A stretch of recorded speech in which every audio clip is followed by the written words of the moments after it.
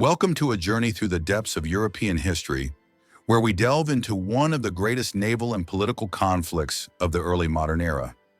In this video, we will take you to the heart of the Anglo-Spanish War, a prolonged struggle that reshaped the balance of power in Europe and paved the way for England's rise as a dominant naval force. How did the spark of war ignite between England and Spain? What were the deep religious and political motives that fueled this conflict? And how did the Battle of the Spanish Armada change the course of maritime history? In this video, we will explore the causes that led to the war, highlight the major battles and naval confrontations that made a difference, and examine the outcomes that shifted the balance of power on the European stage. If you're passionate about history and love to journey through its defining moments, don't forget to subscribe to the channel and turn on notifications so you never miss an update.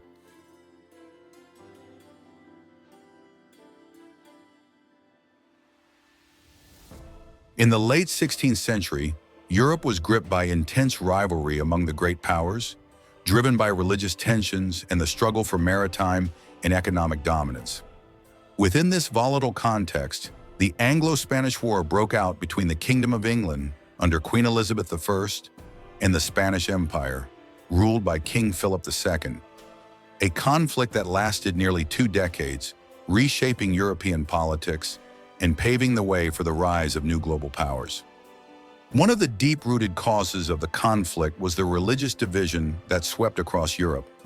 With the Protestant Reformation, England under Elizabeth I had become a bastion of Protestantism, placing it in direct ideological opposition to staunchly Catholic Spain. This religious divide intensified the hostility between the two nations. Though it was not the sole trigger of war, economic and colonial interests played a crucial role. England sought to break Spain's monopoly on trade with the New World and encouraged English privateers, such as Francis Drake and John Hawkins, to attack and plunder Spanish ships. At the same time, Elizabeth supported the Dutch rebels in the Low Countries, who were fiercely fighting for independence from Spanish rule, a move that King Philip II saw as a direct challenge to his authority. Elizabeth's official recognition of the rebellious Dutch provinces in 1585 through the Treaty of Nonsuch further enraged Spain, which considered this an outright interference in its internal affairs. Thus, the two nations moved steadily toward open confrontation. Even before war was formally declared, fierce naval skirmishes were already underway. In 1585, Sir Francis Drake led a bold expedition against Spanish possessions in the Caribbean and along the coast of South America, capturing strategic ports like Santo Domingo and Cartagena and delivering a heavy blow to Spanish trade. King Philip II realized that the ongoing English threat required decisive action. He began planning to send the Spanish Armada, the largest naval fleet Europe had seen to that point, to invade England and overthrow Queen Elizabeth. After years of provocations, piracy against Spanish shipping, and Elizabeth's support for the Dutch rebels, Philip concluded that the time had come to settle the score. He believed that a direct invasion was the surest way to return England to Catholicism and silence the threat to his overseas empire. Preparing for the campaign required a massive effort. A vast fleet of around 130 ships was assembled, including large warships and transport vessels filled with troops and supplies. The Armada carried about 30,000 men, soldiers and sailors alike.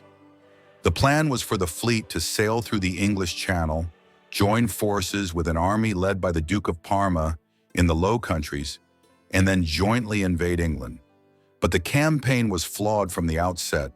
The Armada's commander, the Duke of Medina Sidonia, though a noble and courageous man, lacked naval experience. Moreover, the preparations were delayed by supply shortages, and storms damaged many ships even before the fleet set sail. In May 1588, the Armada left the ports of Lisbon, heading north across the Bay of Biscay. While Philip hoped to surprise England, the English were already prepared. Thanks to an effective spy network, Queen Elizabeth and her government were aware of the Armada's movements and had gathered their navy in Plymouth, under the command of Lord Charles Howard of Effingham, with seasoned sailors like Francis Drake and John Hawkins at his side.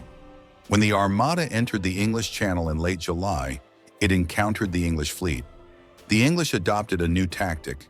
Instead of the traditional close-quarters fighting, they kept their distance and bombarded the Spanish ships with accurate cannon fire. The campaign reached its climax at the Battle of Gravelines. Here, the English displayed rare tactical brilliance. They launched fire ships, burning vessels set adrift among the tightly packed Spanish fleet, creating chaos and panic. The Spanish were forced to cut their anchors and flee in disarray, leaving them vulnerable to the coordinated attacks of the English fleet. The battle was devastating for the Armada. Several ships were sunk, many were severely damaged, and thousands of Spanish soldiers were killed or captured. The plan to link up with the Duke of Parma's army was abandoned. Facing this new reality, Medina Sidonia ordered a retreat. Unable to return through the English Channel due to English naval control, the Spanish fleet was forced to take a long route around Scotland and Ireland to get back to Spain. But nature proved no kinder than the English. Violent storms battered the exhausted fleet, sinking dozens of ships along the rugged coasts, particularly off Ireland. Of the more than 130 ships that departed Lisbon, fewer than half returned to Spain, many of them in a pitiable state. Spain lost thousands of men, not only in battle but also to hunger and disease. The defeat of the Spanish Armada was a colossal blow to the prestige of the Spanish Empire. For the first time in decades, it became clear that Spain's power was not absolute and that its naval supremacy could be challenged. Conversely, England's naval victory brought it tremendous fame and laid the foundation for its later emergence as a global maritime power. However, it's important to note that Spain was not toppled as a superpower overnight. It remained the dominant European force for decades, though signs of decline had begun to appear. In England, the victory was portrayed as a divine sign of favor, boosting Queen Elizabeth's standing both at home and abroad. She was celebrated as the triumphant queen who had led her nation through one of its darkest hours. Despite the Armada's failure, the war did not end. England launched several offensive campaigns against Spanish ports. In 1589, Sir Francis Drake led the English Armada in a failed attempt to invade Lisbon and support a rebellion against the Spanish king, an operation that ended in military disaster.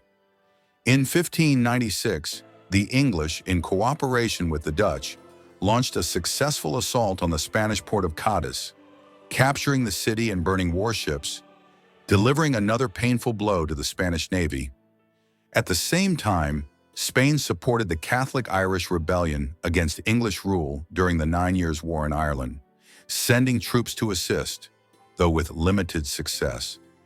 Several prominent military leaders emerged from this war, including Sir Francis Drake, who embodied the spirit of English privateering, Sir John Hawkins, a naval expert, and Lord Charles Howard, who played a crucial role in defeating the Armada.